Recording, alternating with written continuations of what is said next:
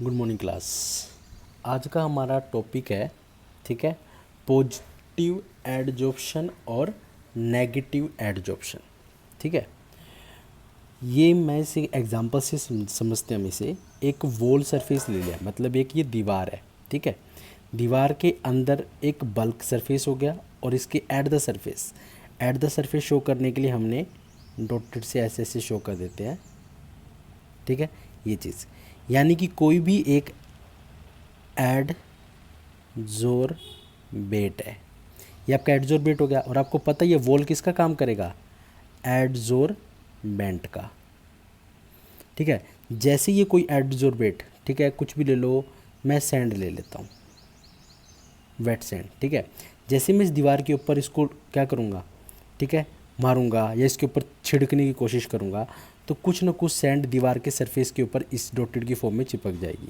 ठीक है, तो हम क्या बोलेंगे, अगर एब्जॉर्बेट की ठीक है, कंसंट्रेशन, एब्जॉर्बेट की कंसंट्रेशन एब्जॉर्बेंट के ऊपर, ठीक है, एब्जॉर्बेट की कंसंट्रेशन किसके? एब्जॉर्बेंट सरफेस के ऊपर अगर मोर हुई, यहाँ पर अगर कंसंट्रेशन किसकी? एब्जॉर्बेट की एब्जॉर्बेंट के ऊपर ज़्यादा होएगी तो हम इसको बोलेंगे पॉजिटिव एडजॉर्प्शन। ठीक है, एडजॉर्प्शन। और अगर एब्जॉर्बेट की कंसंट्रेशन सरफेस पे ज़्यादा ना होकर बल्क में ज़्यादा हुई, बल्क में concentration is more in bulk, तो आपकी कौन सी एडजॉर्प्शन होएगी? Negative adsorption. क्लियर है? यानी देखो, एक बात तो कंफर्म है, एब्जॉर्बेट के पास अगर आप इस दीवार के अंदर मारो, दो ही ऑप्शन मिलते हैं, या तो ये इस वॉल के ऊपर चिपकेगा या अंदर जाएगा। अगर ये वॉल के ऊपर सरफेस पे ज़्यादा रहता है, ठीक है, तो आपका पॉजिटिव है, और अगर सरफेस पे ज़्यादा ना कि बल्क में ज़्यादा रहता है तो ये आपका नेगेटिव है। ये बात क्लियर होगी? ठीक है, तो ये पॉजिटिव एडजॉर्प्शन और एक नेगेटिव एडजॉर्प्शन। अब हम चलते हैं फैक्टर अफेक्टिंग दी एडजॉर्प्शन। ठीक है, देखो हम ये सेम फैक्टर के बारे में डिस्कशन कर चुके हैं केमिकल काइनेटिक्स में। ठीक है, सेम उन्हीं फैक्टर को उठाओ। देखो, सबसे पहला फैक्टर है हमारा टेम्परेचर। टेम्परेचर का क्या आइडिया लगाते हो आप? देखो, टेम्परेचर समझो, जब आप किसी का टेम्परेचर बढ़ाते हो, टेम्परेचर बढ़ता है तो हम ये पता है क्या बढ़ती है? Kinetic energy. और अगर किसी की काइनेटिक एनर्जी बढ़ती है तो मैं ये बोलता हूँ उसकी वेलोसिटी भी इंक्रीज़ होती है। और वेलोसिटी इंक्रीज़ होने का या स्पीड इंक्रीज़ होने का मतलब क्या है? वो चीज़, अब सपोज दैट यही एक सेम वॉल है, ठीक है, वॉल का मान लो मैं टेम्परेचर इंक्रीज़ कर रहा हूँ, तो इस वॉल के ऊपर कोई भी स्पेसिफिक मटेरियल से बनी है जिसके ऊपर टेम्परेचर का इम्पैक्ट आता है। अगर इस वॉल को मैं गर्म करूँ और ये अच्छी तरह, मान लो पहले ठंडी थी, अभी हॉट, धीरे धीरे हॉट होने लग जाए, ठीक है, और जैसे ही एब्जॉर्बेंट के ऊपर चिपक रहा था, अब हॉट होएगी तो क्या होएगा? ठीक है, पार्टिकल, अब समझो इसको, टेम्परेचर इंक्रीज़ करोगे तो काइनेटिक एनर्जी इंक्रीज होगी, काइनेटिक एनर्जी इंक्रीज होगी तो वेलोसिटी इंक्रीज होगी, और अगर वेलोसिटी इंक्रीज होगी तो वो चीज़ ज़्यादा क्या करेगी? वाइब्रेट करेगी। और जो चीज़ ज़्यादा वाइब्रेट करेगी तो तुम्हें क्या पॉसिबल लगता है? जो चीज़ आराम से चिपक सकती थी, क्या उसको चिपकने में मुश्किल होएगी?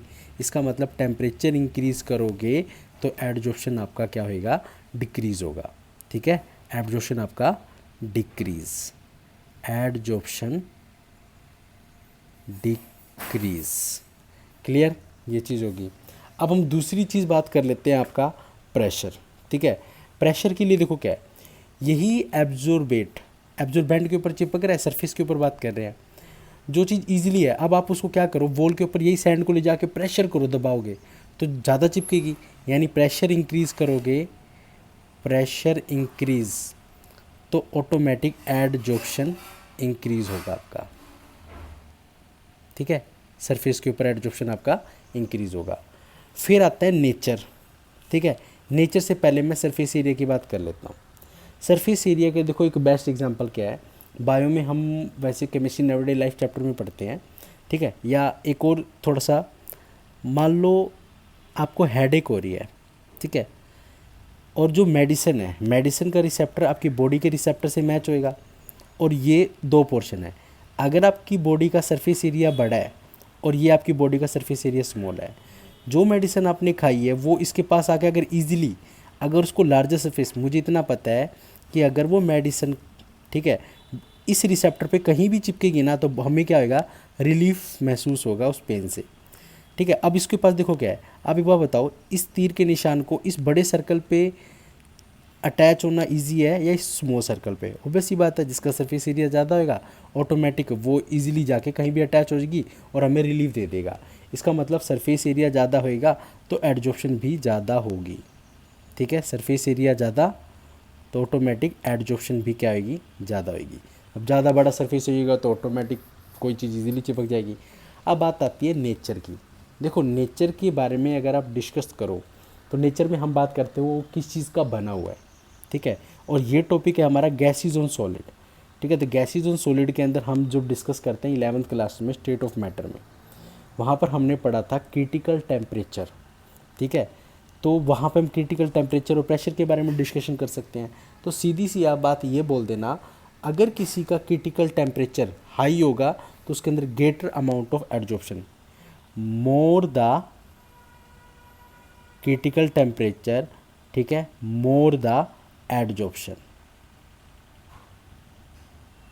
ठीक है, टॉपिक का नाम देख लो क्या है, गैसेज ऑन बाय सॉलिड। ठीक है, तो ये चीज़ समझ गए, जितना ज़्यादा क्रिटिकल टेम्परेचर होगा उतना ही ज़्यादा एडजॉर्प्शन होगा। क्लियर, ये तुम्हारे थे फैक्टर कौन कौन से अफेक्ट करते हैं। इस बार ये चांसेस हैं आने के 2 मार्क्स के अंदर। नेक्स्ट टॉपिक है हमारा फिजिकल एडजॉर्प्शन। ठीक है, फिजिकल एडजॉर्प्शन। देखो पहले फिजिकल एडजॉर्प्शन बोल दो, ठीक है, या इसे हम बोल सकते हैं वंडरवाल, वंडरवाल भी बोला जाता है। ठीक है, या फिजियो एडजॉर्प्शन बोला जाता है। अब देखो मैंने तुम्हें थोड़ी देर पहले बताया कि जब एब्जॉर्बेट एब्जॉर्बेंट के ऊपर चिपकता है, क्लियर, ये बात मैंने वहाँ पर स्पेसिफाई नहीं किया। अब मेरा जो एब्जॉर्बेट है वो स्पेशली गैसेज है और जो एब्जॉर्बेंट है वो मेरा कोई सॉलिड है। यानी when absorbent is come in the contact of absorbent और absorbate is absorbed on absorbent। ठीक है, यानी कि गैसी सरफेस अगर सॉलिड एब्जॉर्बेंट के ऊपर चिपकता है और उसके अंदर वीक फोर्सेस हो जाए, वीक फोर्सेस में आपकी कौन सी फोर्सेस आती है, वंडरवाल फोर्स आती है। ठीक है, वंडरवाल फोर्स आ जाए तो हम उसको क्या बोलेंगे, वो हमारा होगा फिजियो एडजॉर्प्शन।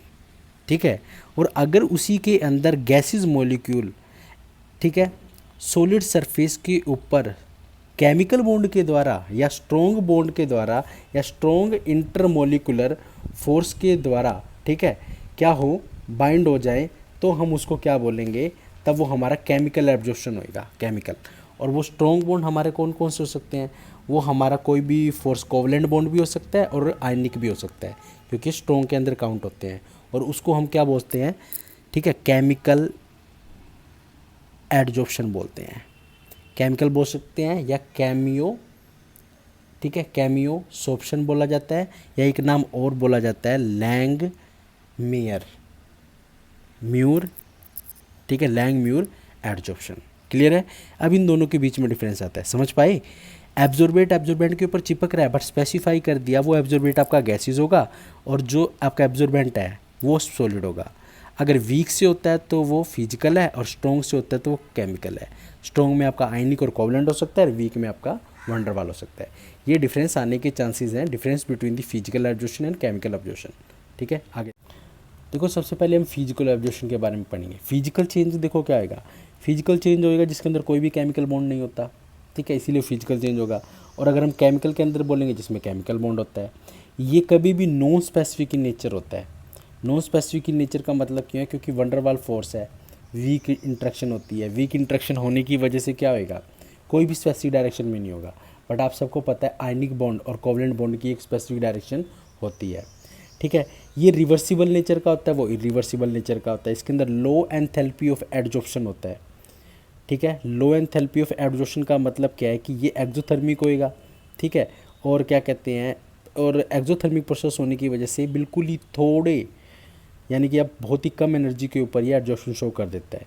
इसकी एक्टिवेशन एनर्जी भी कम लगेगी। ये मल्टी मोलिकुलर लेयर बनाने में काम करेगा।